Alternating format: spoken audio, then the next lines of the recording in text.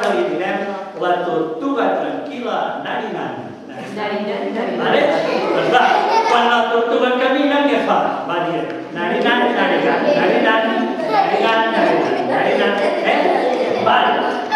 Doncs la tortuga tranquil·la narinant s'estava un dia allà a casa seva menjant unes herbes molt bones que havia trobat, s'estava allà menjant, i amb aquestes que va sentir un colom que passava. On té un colom? Doncs va, a veure el colom que passa, va sentir un colom que passava, es para aquí, i el colom va dir, què fan els coloms?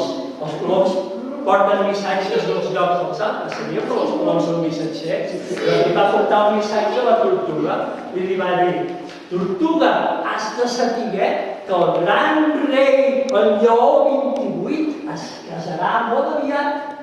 Es casarà i farà una festa molt guapa, una festa superdivertida a la que hi estan convidats tots els animals del bosc, tots, els grans, els petits, els vells, els joves, els alts, els grossos.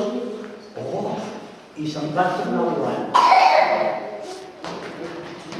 Quan va haver marxat el colom, la tortuga es va quedar rumiant allà, amb aquesta. I anar pensant.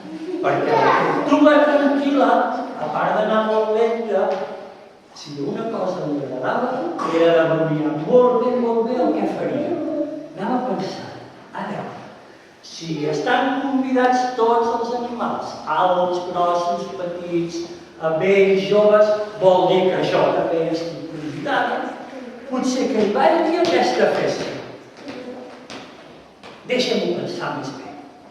Ara no hi ha vot, ara de tota la cara. Clar, sabeu per què pensava tant?